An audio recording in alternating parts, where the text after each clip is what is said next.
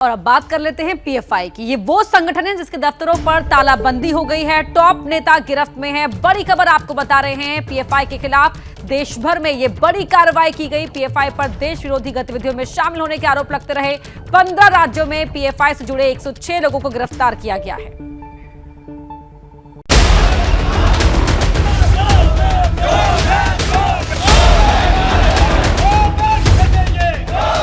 आतंकवाद के प्रति इसके विरोध में नरेंद्र मोदी सरकार की जीरो टॉलरेंस की नीति है, हम इसको सहन ही नहीं देंगे। 13 राज्य, 2 केंद्र शासित प्रदेश,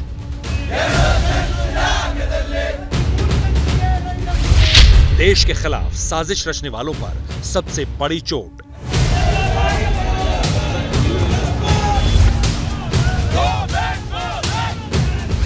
आधी रात को एनआईए का एक्शन, 100 से ज्यादा गिरफ्तार।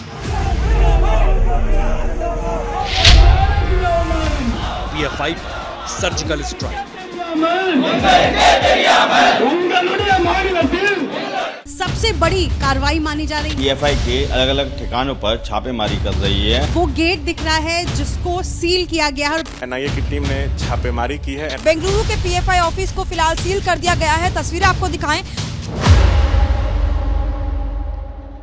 सूरज निकला भी नहीं था, अंधेरा छटा भी नहीं था जब एनआईए की टीमें एक मिशन पर निकली थी। मिशन था पॉपुलर फ्रंट ऑफ इंडिया के ठिकानों पर छापेमारी का। वो पीएफआई जिसका नाम टेरर ट्रेनिंग, टेरर फंडिंग और सांप्रदायिक हिंसा और देश विरोधी गतिविधियों में सामने आता रहा है। न जाने कितनी बार पीएफआई पर बैन लगाने की मांग होती रही, लेकिन केंद्र सरकार सही वक्त का इंतजार कर रही थी, दस्तावेज सबूत जुटा रही थी। आखिरकार गृह मंत्री अमित शाह का ग्रीन सिग्नल मिला और एक्शन शुरू हो गया। एनआईए ने केरल, कर्नाटक, तमिलनाडु, आंध्र प्रदेश, तेलंगाना, उत्तर प्रदेश, मध्य प्रदेश, राजस्थान, असम, महाराष्ट्र, पश्चिम बंगाल, मणिपुर, गोवा, दिल्ली और पुडुचेरी में एक साथ छापे मारे। पीएफआई का गढ़ कहे जाने वाले केरल में 50 ठिकानों पर रेड हुई, जिसमें पीएफआई और उससे जुड़े हुए संगठनों के दफ्तर और पदाधिकारियों के घर शामिल थे। इसी तरह देश के अलग अलग हिस्सों में भी छापेमारी की गई। आतंकवाद पर देश की जांच एजेंसियों का सबसे बड़ा प्रहार। देश के करीब 13 राज्यों में पीएफआई के दफ्तर पर ताबड़तोड़ छापेमारी जो है वो देखने को मिल रही है। और जो जानकारी सामने निकल कर आ रही है उसके मुताबिक 100 से ज्यादा लोगों को अब तक जो है वो केंद्रीय जांच एजेंसियां हिरासत में ले चुके हैं, गिरफ्तार कर चुके हैं। इस वक्त जो तस्वीरें मैं आपको दिखा रहा हूँ, नवी मुंबई के सेक्टर 23 की तस्वीर है, जहाँ पर पीएफआई का ये दफ्तर है और यहाँ पर करीब रात 1:30 बजे से छापेमारी जो है वो की जा रही है। इस वक्त मैं दिल्ली के शाहीन बाग स्थित पीएफआई दफ्तर के बाहर मौजूद हूँ और किस तरह आज सुबह जब एनआईए की टीम यहाँ पर पहुंची तो दफ्तर को सील कर दिया गया है। ये तस्वीर आपको दिखाएंगे, लेकिन ये सबसे बड़ी कार्रवाई मानी जा रही है। और ये सामने आपको दफ्तर का वो गेट दिख रहा है जिसको सील किया गया है और बताया जा रहा है कि एनआईए, ईडी और साथ साथ स्टेट पुलिस यानी दिल्ली पुलिस की तरफ से ये तीनों मिलकर के ये जो बड़ी कार्रवाई हुई है उसका जीता जागता उदाहरण ये जो ताला जड़ा हुआ है ये आप इस वक्त देख सकते हैं। पीएफआई का ये राष्ट्रीय दफ्तर था यानी नेशनल ऑफिस था। देश भर में चल रही पीएफआई पर एनआईए की रेड के बीच बेंगलुरु के पीएफआई ऑफिस को फिलहाल सील कर दिया गया है। तस्वीरें आपको दिखाएं तो आप देख सकते हैं कि ये बेंगलुरु के एसके गार्डन के पीएफआई ऑफिस की तस्वीरें हैं जिसे फिलहाल सील कर दिया गया है। और साथ ही सूत्रों के हवाले से ये खबर जरूर आ रही है कि अनीस अहमद खान जो कि नेशनल सेक्रेटरी है उसे भी डिटेन किया गया। हालांकि अब तक औपचारिक तौर पर एनआईए के स्टेटमेंट का इंतजार करना होगा, लेकिन इस बीच प्रोटेस्ट भी यहाँ पर देखे गए थे लगातार। पीएफआई का दफ्तर है उस पर एनआईए की छापेमारी चल रही है। देखिए इस वक्त हम पूर्णिया में जो पीएफआई का दफ्तर है उसी के ठीक आगे खड़ा है। यहाँ पर एनआईए की टीम मौजूद है, साथ में स्थानीय पुलिस भी है। ये पीएफआई का यहाँ पे बहुत पुराना जो है कार्यालय है, यहीं पर छापेमारी हो रही जो हमारे सोर्सेज बता रहे हैं और कागजातों को खंगाला जा रहा है। पटना में फुलवारी शरीफ में टेरर मॉड्यूल का खुलासा हुआ था, जहाँ पे पीएफआई में ट्रेनिंग की आड़ में आतंकी ट्रेनिंग दी जा रही थी और 2047 तक भारत को मुस्लिम राष्ट्र बनाने की साजिश चल रही थी। इसमें कई लोगों की गिरफ्तारी हुई थी, कई लोगों पर FIR हुआ था, उनका कनेक्शन सीमांचल से था, पूर्णिया सीमांचल में आते थे। अभी भी कई लोग फरार हैं। छापेमारी में केरल से 22 लोग गिरफ्तार किए गए, कर्नाटक से 20, महाराष्ट्र से 22, तमिलनाडु से 10, असम से 9, यूपी से 8, मध्य प्रदेश से 4, दिल्ली से 3 और राजस्थान से 2 लोगों की गिरफ्तारी हुई है। पीएफआई की टॉप लीडरशिप को भी एनआईए ने गिरफ्तार कर लिया है। गिरफ्तार होने वालों में पीएफआई के नेशनल चेयरमैन ओमा सलाम, राष्ट्रीय सचिव Nazruddin, national council member professor B Koya और दिल्ली पीएफआई अध्यक्ष परवेज अहमद शामिल हैं। कई जगह पर एनआईए को विरोध प्रदर्शन का सामना भी करना पड़ा।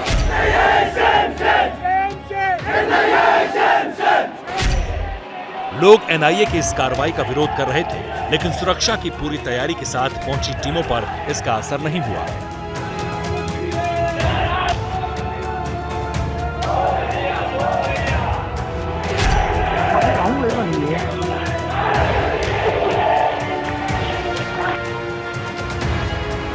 लंबे वक्त से पीएफआई जांच एजेंसियों के रडार पर है। सरकार ने पीएफआई पर कार्रवाई का मन बना लिया था और फिर शुरू हुई ऑपरेशन पीएफआई की तैयारी।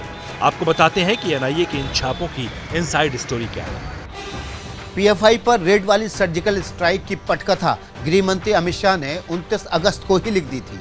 बिहार के फुलवारी शरीफ में पीएफआई के नेटवर्क का मॉड्यूल पकड़े जाने के बाद अमित शाह ने तमाम सिक्योरिटी एजेंसियों को पीएफआई के नेटवर्क और टेरर फंडिंग पर शिकंजा कसने के निर्देश दिए थे। 29 अगस्त को ही गृह मंत्री अमित शाह के सामने पीएफआई और उसके सहयोगी संगठनों के शुरुआती डोजियर को भी रखा गया था। शाह के इस एक्शन के पीछे उनकी मंशा देश विरोधी गतिविधियों में शामिल पीएफआई के काडर, फंडिंग और नेटवर्क को तोड़ना है।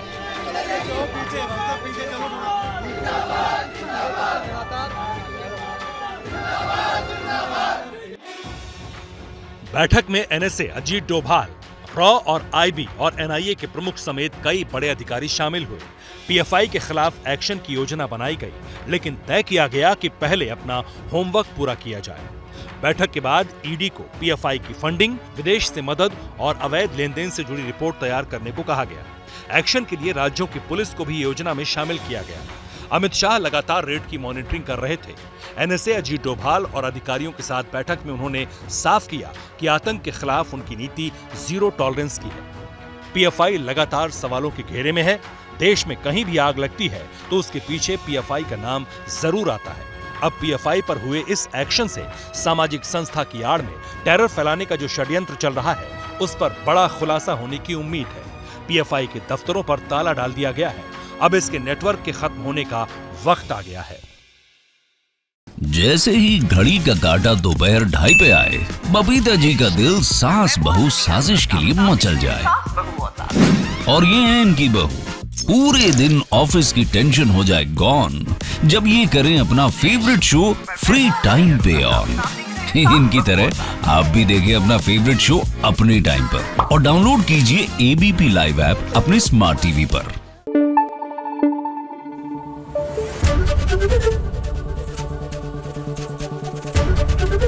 एबीपी न्यूज आपको रखे आगे।